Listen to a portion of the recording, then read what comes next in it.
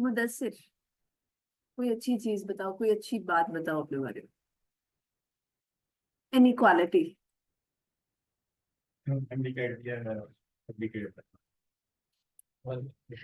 Okay, you think it's a good thing about you? Chal, have seat, please. Yes, boss. Again. Madla Shadi. Okay. कहाँ से है? I do remember. कौन से batch में थे caps में आप? एग्जाम्स में अपेयर हुए नहीं हुए?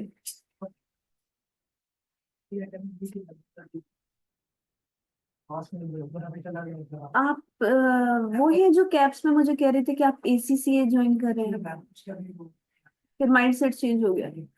ओके, अब बात करना। Okay, yes please. मेरा मोहम्मद असद है। इसीलिए बेटा, जब तक ये तुम माफी नहीं मांगोगे ना, मैंने तुम्हें आपको कहा था, आई डोंट नो किसको कहा था, I am sorry. Uzair Khan याद है? उजैर खान से पूछना उसका कैसे क्लियर हुआ पेपर। बड़ी इंटरेस्टिंग स्टोरी है, there is a lesson behind. Yes please.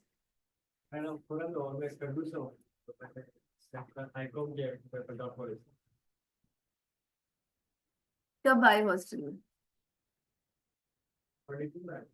Sorry? 2022 में आया। Okay, have seat please. Myself, Mohammed Shakil from Multan, pre-medical. Very nice. जी बेटा। मेरा नाम मोहम्मद ईशान है। मैं बहुत दोस्त is he audible to everyone? है। सबको आवाज आ रही है? मेरा नाम बी अ मैन। हाँ, मेरा नाम मोहम्मद ईशान है। अब समझ आ रही है? वो भाई समझ ही नहीं पा रहा। मेरा नाम मोहम्मद ईशान है। बकरपुर से बिलोंग करता हूँ। मैं जाते से करीब medical that's great, that's great. मेरा नाम मोहम्मद असद है। मैंने एफएससी प्री मेडिकल भी दी है। I am board 90% marks in FSc pre medical. I am proud for Then why you shifted your field? Not समझिए।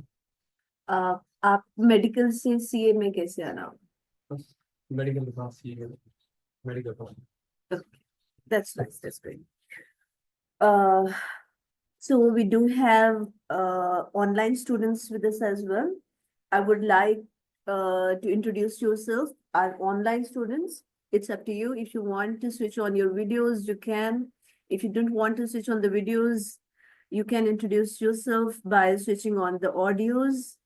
But I'll prefer to introduce yourself. Like we do have Abdul Rahman, Akasha, Ikra, Jannat,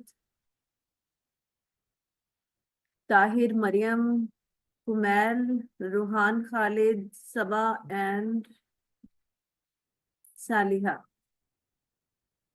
If anyone of you wants to introduce yourself, you are most welcome.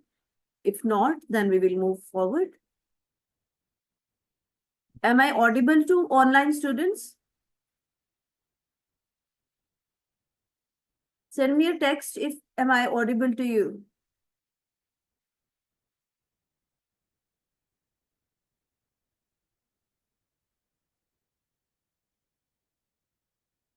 Okay.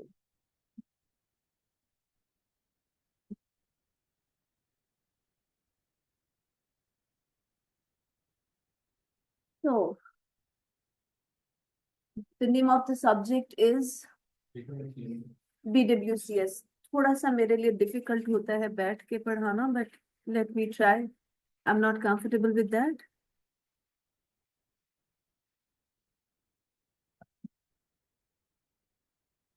BWCS stands for what?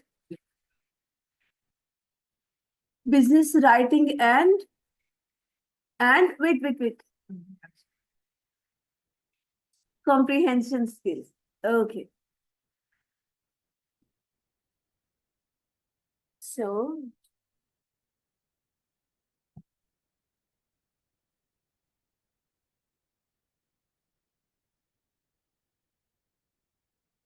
In this subject, what we are supposed to discuss, what we will try to teach you, what you're supposed to learn, that is all about business writing. The good thing about this subject is, like other subjects like accounting, like finance, and all other subjects like I2B, there are no new concepts for you. कोई भी ऐसा student नहीं है जो यहाँ पर हो जिसने इंग्लिश का सब्जेक्ट नहीं पढ़ा हो, जिसने लेटर राइटिंग का क्वेश्चन अटेम्प्ट नहीं किया, जिसने ऐसे राइटिंग गो थ्रू नहीं किया, जिसको वोकैब का आइडिया नहीं है, जिसको कॉम्प्रिहेंशन की अंडरस्टैंडिंग नहीं है. आई डोंट थिंक सो कि कोई भी स्टूडेंट यहाँ पर होगा. Am I right? Yes. So it's a plus point of this subjects. It's a convenient thing for you that you already do have the most of the knowledge or basic knowledge or specific formats about this subject. Am I right? Yes. The only thing which you need to understand here is, if you talk about the matric, if you talk about the FSC, the priority were different there. Like you were supposed to write, if you are writing a question, if you are attempting a question of essay writing, for example, you're supposed to fill the sheets like 12 sheets, 14 sheets, 10 sheets, 8 sheets. जितनी sheets आप भरते जा रहे हैं, एक अच्छा impression जा रहा है, अच्छे marks मिलते हैं. But here you are restricted while writing something, while typing something. You do have the restrictions. आपका सबसे जो बड़ा क्वेश्चन है 30 मार्क्स का ऐसे राइटिंग का है या 30 मार्क्स का कॉम्प्रिहेंशन का है. कॉम्प्रिहेंशन में आपके पास मैक्सिमम वर्ड काउंट टाइपिंग के लिए that is 100 words. If we talk about the system जहां पर आप टाइप करते हैं एक लाइन में there are like 18 to 20 words in a single line. तो इस तरह से आपके पास तकरीबन कितनी लाइनें बनी? 5 to 6 lines of your system for one question. That's it. If you talk about the essay writing, 90% आपको एग्जामिनर का कह रहा होता है write an essay using the word limit 150 words. So 150 में अब अगर हमारे पास वहां पर 5 to 6 lines आ रही थी तो यहाँ पर कितनी हम ऐड कर लेंगे? 100 के लिए हमारे पास 5 lines आ रही हैं, 5 to 6 lines of your system. तो 150 words के लिए कितनी lines जाएंगी? 8 to 9. That's it. बस इतना सा काम है. बट जो चीज चेक होनी है वो ये चेक होना है, आप ऑथेंटिक लिख रहे हैं नहीं लिख रहे, आप फॉर्मल वर्डिंग यूज कर रहे हैं आप नहीं कर रहे, आप इंस्ट्रक्शंस फॉलो कर रहे हैं या नहीं कर रहे. फॉर एग्जाम्पल आपके पास लेटर राइटिंग का क्वेश्चन है, रिक्वायर्ड में 3 चीजें बोल दी हैं. कंप्लेन करनी है, इंसिडेंट बताना है, व्हाई दैट हैपेंड, और चौथी चीज हो गई आपने कोई सजेशंस देनी है. आपने और आपके पास word count, for example you do have the word count of 150 words, आप 300 भी लिख दो.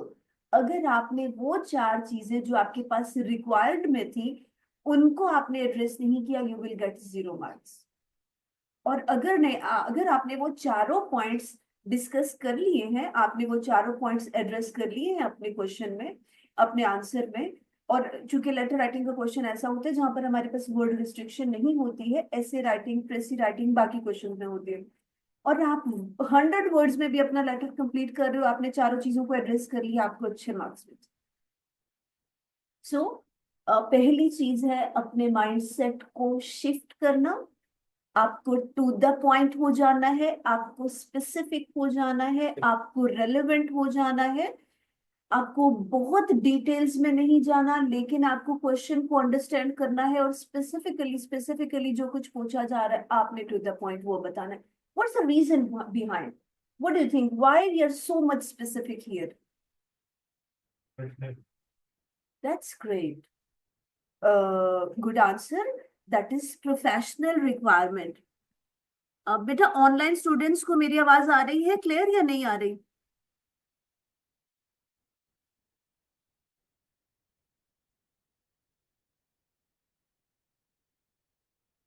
Online students, am I audible to you?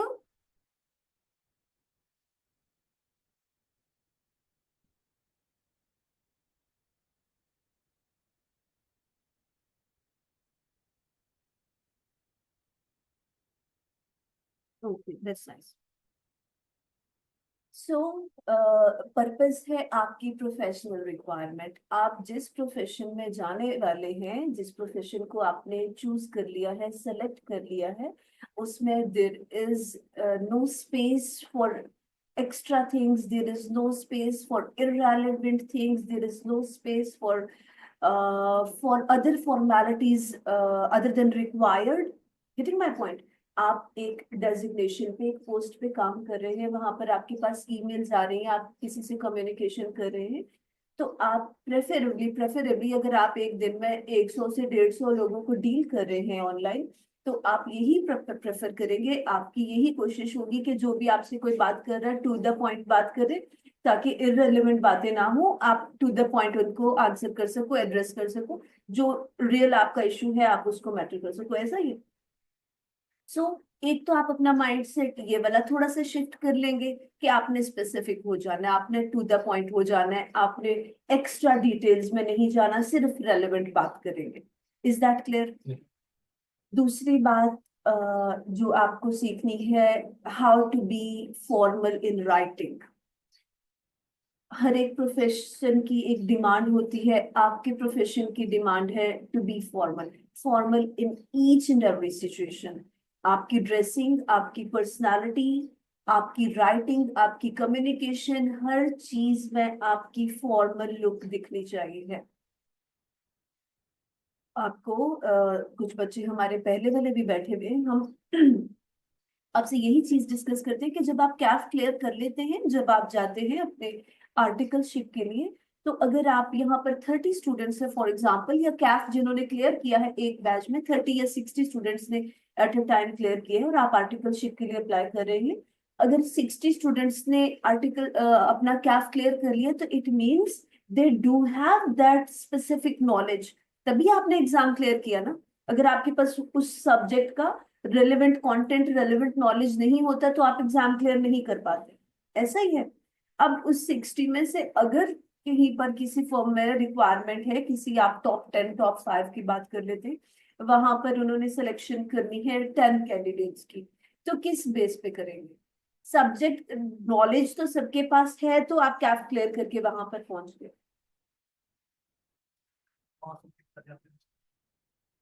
उस पे भी हम बाद में जाएंगे। पहली बात तो ये हो गई कि आपकी अटेम्प्ट्स कितनी है, दैट मैटर्स अ लॉट। अगर तो आप पीआरसी लेवल मुश्किल नहीं है, बहुत बहुत बहुत आसान है। स्पेसिफिकली अगर हम इस सब्जेक्ट की बात करें तो बहुत आसान है, लेकिन कुछ रीजंस हैं, और वो कुछ स्पेसिफिक ही रीजंस हैं, जिसकी वजह से स्टूडेंट्स 3 3 4 4 दफा भी क्लियर नहीं कर पाते हैं एग्जाम।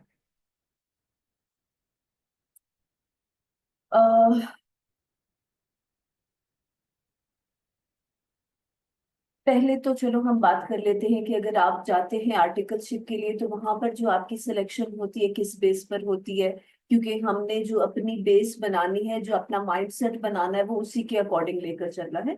तो उसमें जो चीजें मैटर करती हैं, वो मैटर करता है your way of communication, your communication skills, how you communicate with the next person, your body language, definitely that matters a lot. Your personality, the most important thing is your personality. Personality, और आप जो है, जो अल्लाह ताला ने हमें बनाया है, अल्लाह ताला की मखलूक में से मुझे नहीं लगता कि हम कुछ खामी निकालने वाली हमारी कोई औकात है। क्या हम कह सकते हैं कि अल्लाह ताला ने इस इंसान को सही नहीं बनाया, अच्छा नहीं बनाया? डेफिनेटली क्या। तो हम उस चीज की नहीं बात करें, हम ये कह रहे हैं कि जो आपके हाथ में है, आपने खुद को कैसे ग्रूम करना है, वो चीजें बहुत मैटर करती हैं। इसी फेज से आप काम करना शुरू करेंगे, तो इंशाल्लाह अभी आपके पास पीआरसी है, आपका क्या लेवल है, मेच्योरिटी आती जाएगी। The thing which I want to say is that this specific field requires a mature behaviour in every aspect. अपनी जात की बात कर लें, अपने क्लास फेलोज के साथ इंटरेक्शन की बात कर लें, अपने टीचर के साथ इंटरेक्शन की बात कर लें, अपने सब्जेक्ट के साथ सिंसियरिटी की बात कर लें, तो हर चीज में मेच्योरिटी रिक्वायर्ड है। जब आप होते हैं एनुअल सिस्टम में, you do have choice. Choice क्या है? आप अपने कुछ स्टूडेंट्स होते हैं वो आखिरी 3 महीनों में सिलेक्टिव स्टडी करते हैं, पढ़ के पास हो जाते हैं। कुछ स्टूडेंट्स ऐसे भी होते हैं जो आखिरी एक महीना लगा के सिलेक्टिव स्टडी करके पास हो जाते हैं, और कुछ स्टूडेंट्स ऐसे भी होते हैं, इट्स नॉट पॉसिबल, लेकिन दूसरों को डिस्टर्ब करने के लिए कहा जा रहा होता है कि मैंने तो कभी पढ़ा ही नहीं, मैंने बस आखिरी रात पढ़ा था, मेरा एग्जाम क्लियर हो गया। इट्स नॉट पॉसिबल इन यहाँ। बट द थिंग इज, जब आप यहाँ पर आ जाते हैं, the most important thing which you required is consistency. Daily basis पे आप साथ साथ काम करते रहेंगे तो बहुत कंफर्टेबल रहेंगे, मुश्किल नहीं है। अगर आप कहेंगे कि ये 4 क्वेश्चन है, ये 4 फॉर्मेट्स है, क्वेश्चन भी कहीं से भी आ जाना है, सेल्फ राइटिंग ही करनी है, तो क्या खपना है, पेपर आएगा तो देखा जाएगा। समझ रहे? ये वो माइंडसेट है जो आपको डिस्टर्ब करता है, जो आपकी परफॉर्मेंस को लैक करता है, जिसकी वजह से आप एग्जाम क्लियर नहीं कर पाते हैं। तो साथ साथ साथ में अगर आप प्रैक्टिस करते जाएंगे तो मुझे नहीं लगता इससे जो है आसान कोई सब्जेक्ट हो। अब अगर हम आ जाते हैं अपने एग्जाम फॉर्मेट पे, आपको नजर आ रहा है आपकी स्क्रीन पे हमारे पास जो है टोटल चैप्टर्स जो है, कितने हैं, बुक्स हैं। No need to take no need to take, हाँ अगर आप उस पर कुछ नोट डाउन करना चाह रहे हैं तो यू कैन, अदरवाइज जरूरत नहीं है। Okay, जी। Here we do have 6 chapters. The first chapter is writing process. Writing process की अगर हम बात करते हैं तो डायरेक्टली आपके एग्जाम में कोई क्वेश्चन इस चैप्टर से नहीं आएगा। यहाँ पर सिर्फ हम एक दफा अगर चाहें तो हम रीड आउट कर सकते हैं कि राइटिंग प्रोसेस है क्या। लाइक हम जो अपना प्रोसेस स्टार्ट करते हैं वो हम डायरेक्टली कुछ लिख देते हैं, या फिर उससे पहले हमें माइंड मैपिंग की जरूरत होती है, या जब हम कुछ ड्राफ्ट कर लेते हैं उसको हमें रिव्यू की जरूरत होती है, नहीं होती है। All that process in this topic. हाँ, आपके एग्जाम में डायरेक्टली इस चैप्टर में से कोई क्वेश्चन नहीं आएगा। Our second chapter is business messages and correspondence. It's important chapter. यहाँ से आपके एग्जाम में 20 मार्क्स का एक क्वेश्चन आना है। इस चैप्टर में हमारे पास 2 टॉपिक्स हैं, एक है लेटर राइटिंग और एक है मेमो राइटिंग। ठीक है, तो आपके एग्जाम में कोई एक क्वेश्चन आएगा, या तो लेटर राइटिंग का आएगा या मेमो राइटिंग का आएगा, और 20 मार्क्स ही होंगे। You don't have choice there, कोई भी एक आ सकता है, या लेटर राइटिंग या मेमो राइटिंग। 60% चांसेस होते हैं लेटर राइटिंग के, 30-40% मेमो राइटिंग का क्वेश्चन भी आ जाता है। फॉर्मेट्स फिर हम साथ साथ सीखते जाएंगे। यहाँ तक सिर्फ हमने एक क्वेश्चन देखा है, वो जो है हमारा 20 मार्क्स का है, लेटर राइटिंग और memo writing. Memo is a short form of memorandum.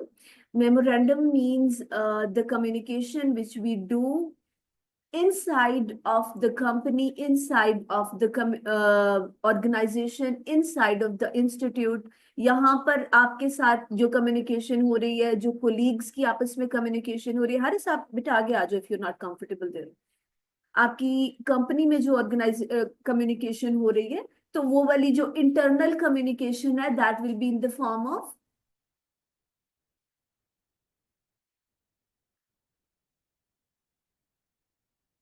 बोले, बता चुकी हूँ पहले, internal communication will be in the form of was बन्नू। हाँ तो सही बोल रहे हो, ऊंचा बोलो, यस प्लीज। अगर शायद मैंने भी जरूरत होती है, फिर आपको बताया था कि लेटर राइटिंग और मेमो राइटिंग दो अलग अलग क्वेश्चन होते हैं, मेरे ज्यादा सोचते हैं। No no no no no, it's not like that. कभी भी ऐसा नहीं होगा। दोनों में से कोई एक क्वेश्चन आता है आपके एग्जाम में, 20 मार्क्स में दोनों के लिए, या मेमो का आएगा या लेटर का आएगा। You won't have choice there, choice नहीं होगी इस क्वेश्चन में आपके लिए। Okay, next chapter is business report.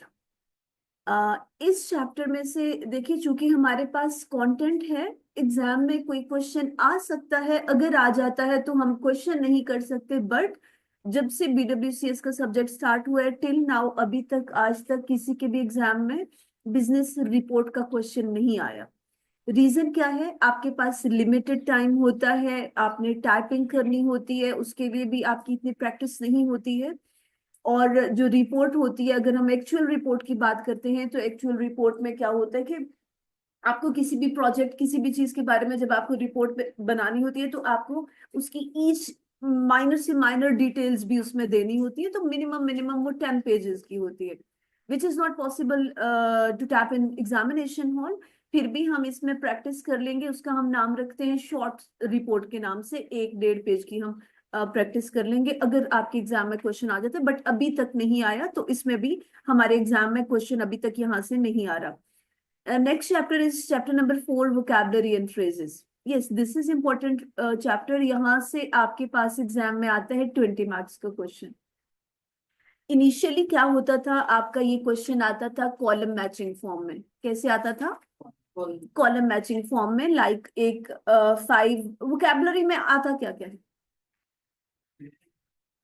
Synonyms, antonyms, idioms and phrasal verbs. यही चारों चीजें आपके एग्जाम में जो है पूछी जाएंगी।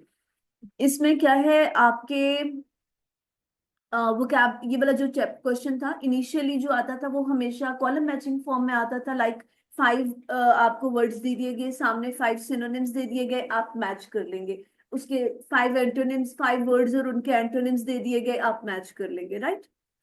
बट अब जो है, अब तकरीबन तकरीबन आप कह लें 80-90% आपका ये क्वेश्चन एमसीक्यूज फॉर्म में ही आ रहा है। और जब आपका ये क्वेश्चन एमसीक्यूज फॉर्म में आता है तो फिर इसमें वो चारों चीजें ऐड कर देते हैं। आपके कुछ क्वेश्चन सिनोनिम्स के होते हैं, कुछ एंटोनिम्स के होते हैं, कुछ आपके ईडियम्स आ जाते हैं, 1-2 फ्रेजेस भी आ सकती हैं, तो हम सारी चीजों को गो थ्रू करेंगे। और there will be 10 statements, 10 words, 2 marks for each. तो 20 मार्क्स का आपका ये भी क्वेश्चन होगा, 2 marks for each. Column matching में आएगा तो तब भी 10 ही होंगे आपके पास, और अगर आपका एमसीक्यूज फॉर्म में आता है तो तब भी आपके पास 10 स्टेटमेंट्स ही होंगे। The good thing about this question is, क्या फील हुआ, क्या एक अच्छी चीज है इस क्वेश्चन के बारे में? Sorry? Very nice. In both of the situations you will have the choice. आपका कॉलम मैचिंग में आ रहा है, जब भी आपके सामने आंसर्स गिवन है, you do have the choice. आपका एमसीक्यूज फॉर्म में आ रहा है, जब भी आपके पास ऑप्शंस गिवन है, you do have the choice. But इस क्वेश्चन में जो प्रॉब्लम हो जाता है, हम इसी चीज का एज ले लेते हैं कि we will have the choice, तो हम ढूंढ ही लेंगे आंसर। बट डेफिनेटली इस लेवल पे अगर क्वेश्चन आ रहा है तो उसमें कुछ ना कुछ कॉम्प्लेक्सिटी तो होगी ही होगी। यहाँ पर कॉम्प्लेक्सिटी क्या होती है कि जो वर्ड्स होते हैं, most of the time difficult vocabulary आपसे पूछी जाती है। समहाउ हम कह सकते हैं लक भी है, कुछ असाइनमेंट्स हैं जो हम करते हैं, कुछ मोस्ट ऑफ द स्टूडेंट्स की तो उसी में से आ जाती है वो कैब, कुछ की अनसीन भी होती है, कुछ की बुक में से आ जाती है, कुछ की बहुत डिफिकल्ट आ जाती है। बट द थिंग इज, हमारे हाथ में जो चीज है हम उसकी बेस्ट एफर्ट करेंगे, क्योंकि हमें पता है कि अब जितना पेपर आ रहा है, तकरीबन तकरीबन पास्ट असाइनमेंट में से 60-70% क्वेश्चंस तो आते ही हैं, अगर हम उसकी अच्छी प्रैक्टिस। हाँ, चले हम साथ साथ सीखेंगे इसको। हम ऐसे नहीं कह सकते कि हमारे पास असाइनमेंट में जितने क्वेश्चन है हम रट लेंगे तो हम क्वेश्चन अपना एग्जाम क्लियर कर लेंगे। It's not like that. उसमें से भी हमने फॉर्मेट सीखने हैं, प्रैक्टिस करनी है, समझना है क्वेश्चंस को कि हम क्वेश्चन डील कैसे कर सकते हैं। इंशाल्लाह हो जाएगा। वोकैब और फ्रेज का हमारा 20 मार्क्स का क्वेश्चन आ गया है। Next is chapter number 5, that is argumentative writing. इस चैप्टर में से आपका क्वेश्चन आता है ऐसे राइटिंग का, 30 मार्क्स का ये क्वेश्चन होता है आपका। इसमें डिस्ट्रीब्यूशन होती है 10+20 की। This is the only question in your exam where you will have the choice. आपके पास 2 टॉपिक्स आएंगे, आपने एक चूज करना है, बट ये चॉइस भी ना होने के बराबर है। क्यों लाशारी? क्यों है ऐसे? चॉइस है लेकिन फिर भी नहीं है। करना पड़ता है। यस, इसमें ये है, इसमें ये है कि आपके पास ऐसा नहीं है कि लाइक लेटर राइटिंग है और लेटर राइटिंग की 2 स्टेटमेंट्स आ गई, आपने एक चूज कर ली। जिस तरह से आपके पास लेटर राइटिंग और मेमो राइटिंग 2 डिफरेंट चीजें हैं, इनमें से एक आ रही है एग्जाम में, तो यहाँ पर आप समझ लें कि ये दोनों आ रही है, दोनों करनी है। ऐसे राइटिंग में क्या है, एक आप करते हैं फिश बोन एनालिसिस के थ्रू, एक आप करते हैं एफिनिटी डायग्राम के थ्रू। फिश बोन का फॉर्मेट बिल्कुल डिफरेंट है, उसका किस तरह से आपने सॉल्व करना है, एफिनिटी का डिफरेंट है। फिश बोन में आपके पास सोशल इश्यूज हैं, आपने उनके कॉजेज देखने हैं कि ये प्रॉब्लम किस वजह से हो रहा है, और वो आपने उसके इफेक्ट लिखने हैं कि वो जो प्रॉब्लम एग्जिस्ट कर रहा है उसके असरात क्या हो रहे हैं। Getting my point? तो या आप 6 पॉइंट लिखते हैं, 3 कॉजेज, 3 इफेक्ट्स, एक प्रॉब्लम स्टेटमेंट, इन 6 चीजों के आपको 10 नंबर मिल जाते हैं। फिर आप फर्दर इन्हीं को जब इलाबोरेट करोगे अपने ऐसे में, 5 पैराग्राफ्स का आप ऐसे राइटिंग करते हैं, तो वहां पे आपको 20 मार्क्स मिलते हैं। तो ये आपके टोटल 30 मार्क्स होते हैं। Same cases with affinity. Affinity में थोड़ा सा और डिफरेंस होता है। एफिनिटी में आप कह ले आपको 10 नंबर, जो आपके इनिशियल 10 नंबर है, उसके लिए you are suppose to write 10 things, 10 points.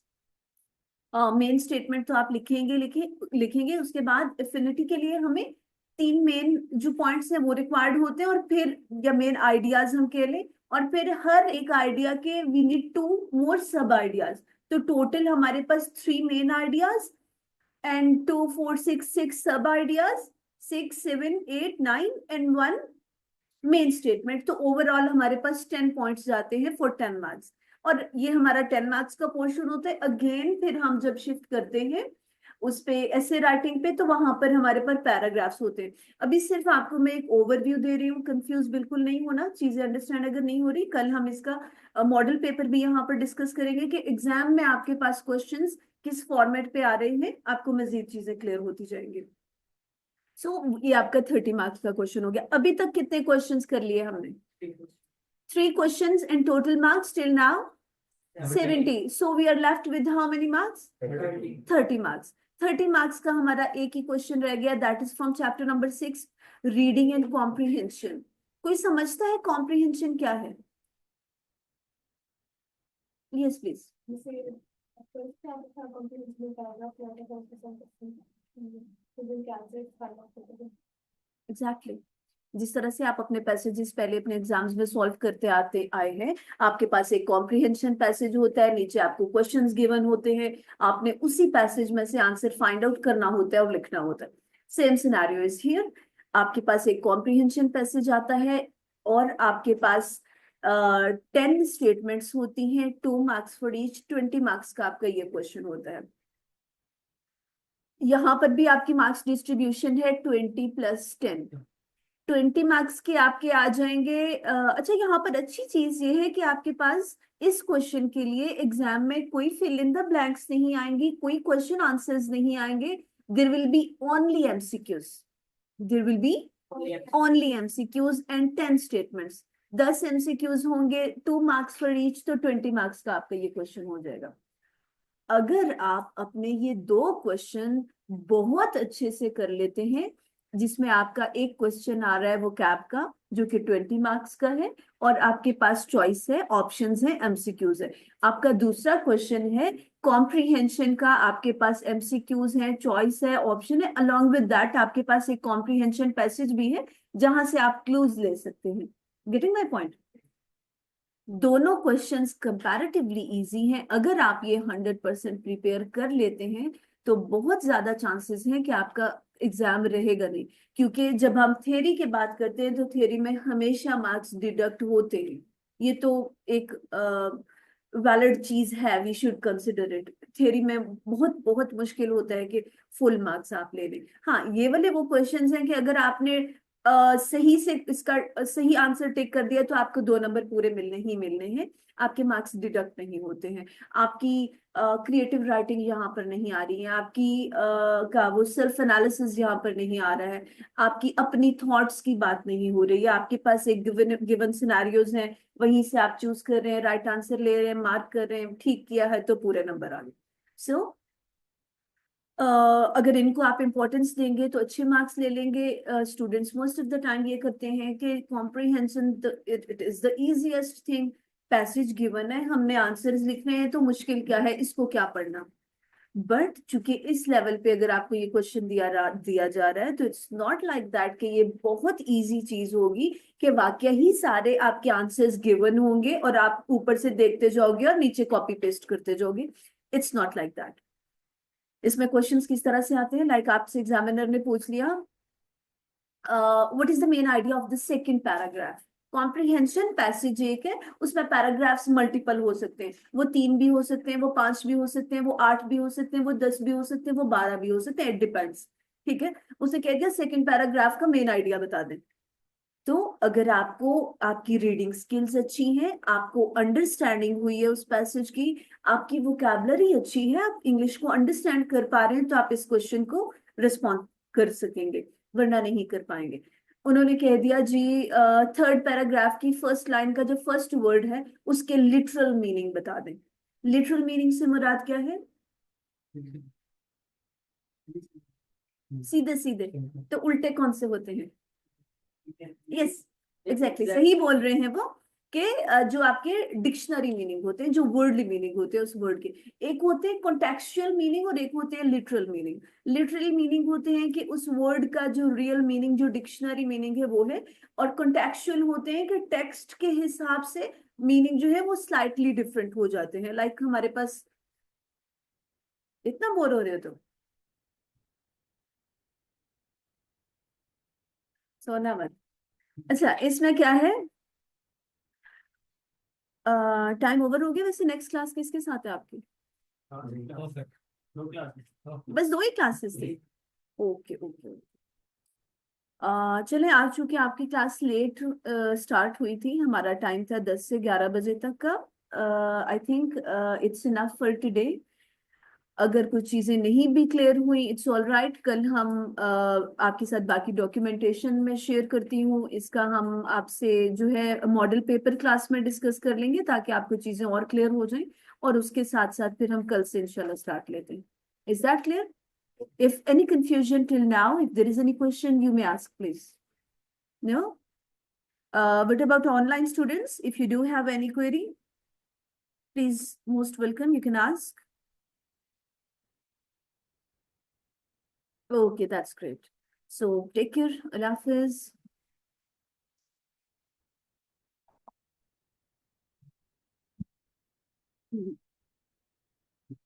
जी हारिस, आप बेटा क्या प्रॉब्लम था आपका? वो ऐसे